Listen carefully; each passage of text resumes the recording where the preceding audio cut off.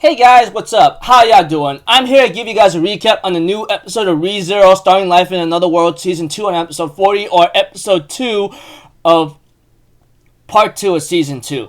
Now, this episode right here was actually really nice, especially the way how it ended. My gosh, I can't believe I even screamed like a fanboy here and there, etc. And you guys might be telling me, what you talking about, man? Well, I'll get to that just a moment. I mean, anybody who's up to date with ReZero, come on, man. I mean, I didn't expect that to happen until maybe a little bit down later in the road, you know? I was pretty shocked myself, but that aside, let's just get this started. We have to that Otto is trying to distract Garfield for a bit to buy Subaru time, you know? And we all know why he's buying Subaru some time. And we get to see to it that Garfield just punches him in the gut and says, yo, man, just stop it. I'm out of here. Eventually, Otto would take that little blue crystal that he had around his neck, you know, and has him fall into a sinkhole and then, gets attacked by bugs. That kind of thing. My gosh, that was pretty hilarious here and there, that aside. And as the episode continues on, we get to know a little backstory about Otto, you know, and what he became to be. You know, when he was a little kid, he seems to be very silent, but he will communicate by writing, and eventually he'll able to communicate verbally by words, you know? We don't really know why he was silent, but he does have this ability to understand or communicate with insects and animals, you know, that kind of thing. But eventually, his brother does tell him you should not display that ability out there a lot, or you should keep your ability hidden, you know, because those abilities will be taken advantage by disgusting evil people, and guaranteeing of all life given to me, you will be you will be taken advantage of. Eventually, Otto kind of did not listen to his older brother when some kids were talking about his ability, and all of a sudden, I think Otto by accident will later on summon a bunch of bugs to town, and later on he will have his ability sealed eventually. By the time he reaches the teenager age, around 15 or something like that, I think that's the exact age, he'll later on be jumped by some guy by saying, hey, why'd you go out with my girlfriend, kind of thing. And Otto's like, what are you talking about, you know? Eventually, he will use the animals to find out the truth that the girl is cheating on this guy, etc., for her own amusement. And later on, he goes like, hey, what are you doing with this other guy? You been hanging out with the other people or something? And later on, Otto will be called to be killed in the city, and because of that woman being so powerful in the town or city, he had to run away. But eventually, as time continues on, even though he made his own independent merchant business, you know, it looks like to me he's doing well for himself. But you know, as the backstory continues on, he will later on be captured by one of the witches' cult, you know, which is the Betelgeuse or Beetlejuice, however you want to pronounce his name. He's that freaking antagonist from season 1 when it came to the second half of ReZero, etc. You know what I'm talking about. Anyone who be watching ReZero from season 1 up until now, you will know what I'm talking about. Those of you guys who haven't and just watching this recap just to get an idea, you will be confused as hell. But that aside, you know, Otto would later on look like he would accept his fate, because it looks like it was the end of the line for him, you know. He got captured, tied up, and it looks like to him he was going to die. But later on, he will be saved by Subaru's ally, who will help him out to kill the witch's cult, you know, etc. And by that time, that's the reason why Otto never felt so great to actually help out Subaru a lot, you know, despite he doesn't know him too much, or he doesn't get along with him, or whatever the situation is, you know.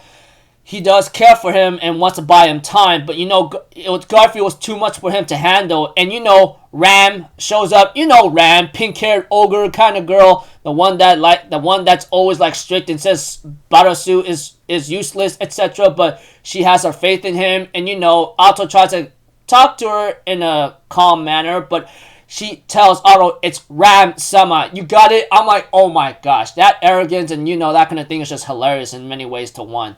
But that aside, we have to it that Garfield, annoyed, goes into his beast monstrous form, you know. And of course, Ram will later on put up a nice decent fight for now, but you know, she would take some nasty durabilities because maybe overusing her stamina or power whatsoever, and later on still works with Otto to give Subaru some time to talk with Emilia. And this scene right here with Emilia and Subaru, you know, after Otto and Ram giving them enough time, was the biggest showcase of this episode, or should I say the highlight of this episode. You guys might be calling me crazy, but hey, man, all I can really tell you is like Emilia seems upset, you know. I mean, with Puck and Subaru leaving her, and Subaru finding her in the end, and whatchamacallit, finally trying to talk her out about what's up here and there, and you know, we have to it. Emilia's really surprised to see Subaru's not mad at her, and he's always having that nice, good-looking person gesture to her, you know, because Subaru, just gonna say this right now.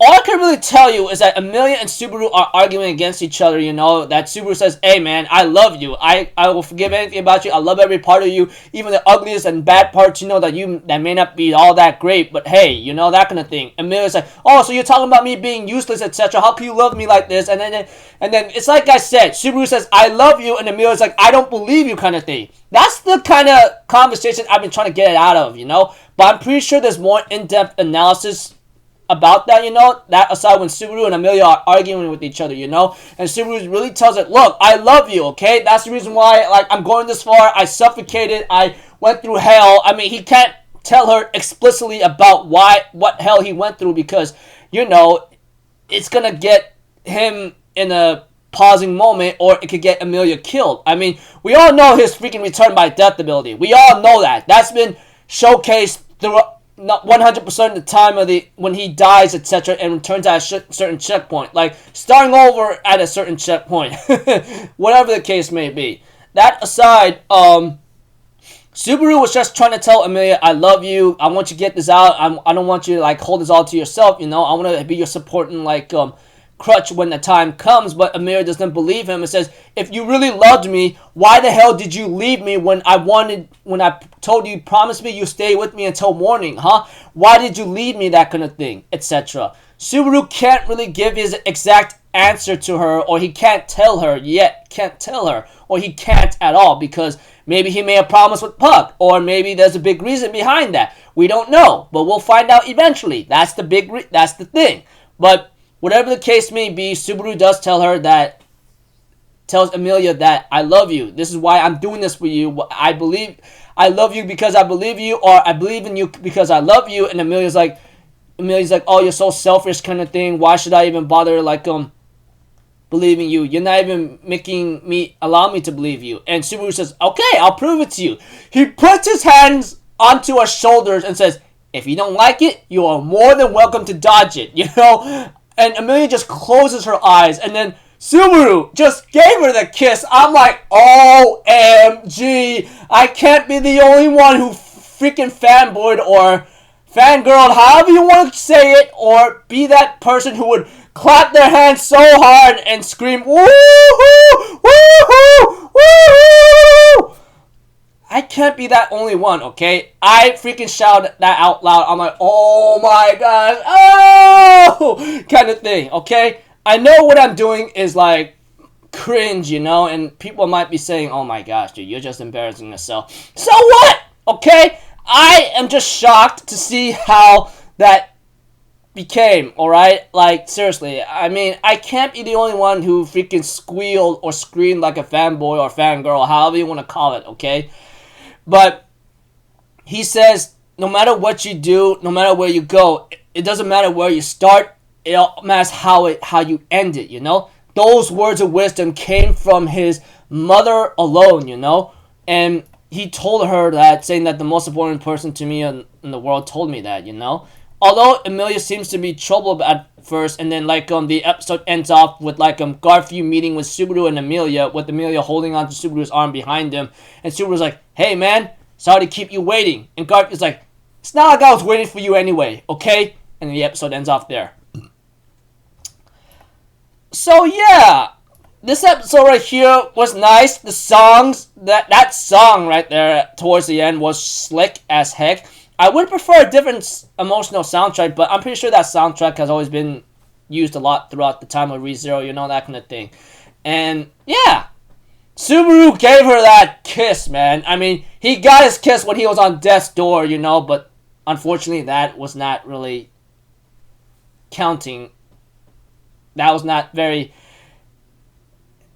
much of a kiss because, you know, Amelia was not in that right state of mind. Anyone who would be watching me, so you know what I'm talking about, okay? I'm Mr. Crazy Loco here. That aside, yeah, freaking Subaru, man, you done it, bro. I expected that kiss. I expected you to kiss Amelia maybe towards the end, the very, very end, because that's how it's almost like it is when it comes to a certain series, you know?